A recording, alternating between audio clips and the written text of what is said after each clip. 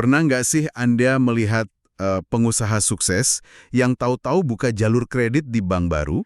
Wah, iya biasanya kan asumsi pertama kita langsung kayak, oh perusahaannya pasti lagi kesulitan uang nih. Betul banget.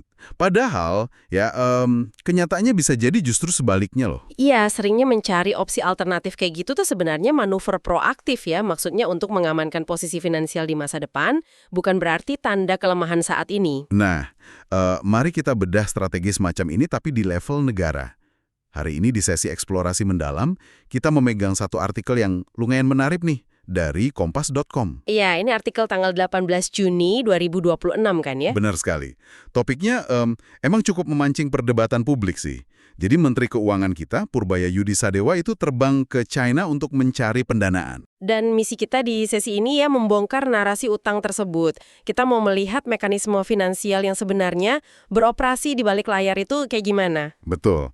Jadi Anda sebagai pendengar bisa melihat gambaran utuhnya tanpa terjebak asumsi-asumsi permukaan yang lagi rame beredar. Konteks di sini tuh sangat krusial kalau kita telusuri pertemuannya Menkyu Purbaya berdiskusi dengan Menkyu China Lan Foan di Beijing. Tanggal 17 Juni ya itu pertemuannya. Iya, benar. Nah, agendanya tuh spesifik banget, yaitu mempersiapkan penerbitan Sovereign Panda Bond. Tunggu dulu, buat yang mungkin belum familiar. Panda Bond ini secara sederhana kan surat utang pemerintah kita, tapi dicetak pakai mata uang renminbi, bukan dolar AS kan? Tepat sekali. Kembali ke analogi pengusaha tadi ya, menerbitkan Panda Bond ini ibarat sengaja buka jalur kredit di bank baru. Supaya nggak disandara oleh satu bank aja gitu ya. Betul. Dalam hal ini kita memecah ketergantungan dari dolar AS. Tapi pasti banyak yang nanya nih, kenapa harus mencari pendanaan dari China? Karena ini murni soal diversifikasi pelindung sih. Di tengah ekonomi global yang emang lagi rentan, bergantung secara eksklusif pada dolar AS itu resikonya tinggi banget. Oh, masuk akal.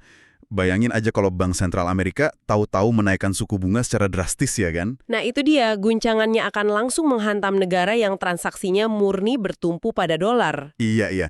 Selain itu kayaknya langkah ini juga sejalan dengan penguatan LCT ya, atau Local Currency Transaction antara Indonesia dan China. Betul sekali, transaksi menggunakan mata uang lokal ini penting. Oke, jadi secara teknis mekanismenya kayak gini ya. Alih-alih kita repot menukar rupiah ke dolar, lalu dari dolar ditukar lagi ke renminbi tiap kali mau transaksi dagang sama China, kita potong aja jalurnya. Langsung pakai mata uang masing-masing negara gitu kan? Iya, memotong perantara dolar AS, inilah intinya ya. Tepat, mengingat volume perdagangan dan investasi kita dengan Cina itu sangat masif, ya menghilangkan biaya konversi ganda ini bikin sistem keuangan kita jauh lebih efisien. Dan pastinya lebih tahan banting terhadap naik turunnya nilai tukar ya. Tentu saja. Secara hitung-hitungan sih ini sangat masuk akal ya. Tapi kalau kita lihat di kolom komentar artikel sumber kita ini, wah banyak banget netizen yang skeptis loh. Iya, saya juga baca tuh. Ada yang sentimennya lumayan keras. Benar, ada yang nulis gini. Kita ini dekat ke AS untuk urusan militer, lalu sekarang mengemis ke China. Waduh. Iya, pertanyaannya, apa benar posisi tawar kita serendah itu sampai harus repot-repot minta utangan ke Beijing? Tentu di sini kita tidak mengambil pihak manapun ya, tapi mari kita secara netral melihat faktanya. Nah, fakta yang difatarkan Menku Purbaya di artikel itu justru menunjukkan realitas sebaliknya, no. Indonesia datang tuh sama sekali bukan karena terdesak atau mengemis. Oh gitu ya. Terus modalnya apa dong kita ke sana? Fundamental ekonomi kita saat ini sangat kuat. Rasio utang pemerintah terkendali, defisit terjaga, dan pertumbuhan ekonomi kita solid. Wah, jadi rapor hijau inilah yang sebenarnya lagi dipresentasikan ke hadapan raksasa finansial di sana ya? Betul banget. Institusi besar kayak People's Bank of China, terus Asian Infrastructure Investment Bank, dan SEO Development Bank. Oh, lembaga-lembaga super besar yang emang fokus menyalurkan pendanaan buat proyek infrastruktur global ya? Tepat. Jadi kita justru sedang memanfaatkan kekuatan finansial yang kita punya sekarang, menunjukkan rekam jejak yang bagus supaya investor raksasa ini mau naruh uangnya di kita. Paham. Berarti negara yang fondasi ekonominya kokoh itu emang punya kemewahan buat bermanuver ya? Iya, ini ibarat kita lagi masang suspensi tambahan di mobil kita sebelum melewati jalanan ekonomi global yang kita tahu bakal banyak lubangnya. Oh, analogi yang pas. Jadi kita membangun kerjasama dan bantalan dana ini justru sebelum krisis global benar-benar menghantam ya? Tepat sekali antisipasi di awal. Nah, mungkin Anda sebagai pendengar mulai mikir nih, terus apa urusannya diplomasi tingkat tinggi di Beijing ini sama isi dompet saya sehari-hari? Itu pertanyaan penting banget.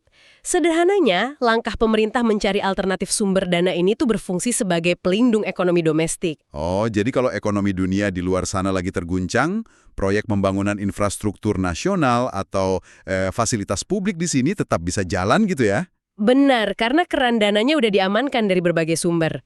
Ujung-ujungnya ya, stabilitas biaya hidup Anda sehari-hari tetap terjaga kan? Setuju banget. Keamanan dan diversifikasi di level makro negara itu ya pada akhirnya selalu bertujuan menjaga kestabilan daya beli masyarakat di level mikro. Balik lagi ke pengusaha kita di awal tadi ya, dia sama sekali nggak bangkrut, dia cuma mau memastikan kerajaannya nggak bisa ditumbangkan oleh dominasi satu pihak aja. Betul. Dan manuver semacam ini rasanya meninggalkan kita dengan satu pertanyaan besar yang patut direnungkan nih. Apa tuh pertanyaannya? Coba Anda bayangkan, jika negara-negara berkembang dengan ekonomi yang kuat mulai berbondong-bondong menerbitkan obligasi dalam mata uang lokal kayak Panda Bond ini, mungkinkah Anda dan saya sebetulnya sedang menyaksikan awal mula perlahan runtuhnya dominasi tunggal dolar AS di peta keuangan dunia? Download Tribun X sekarang. Menghadirkan lokal menjadi Indonesia.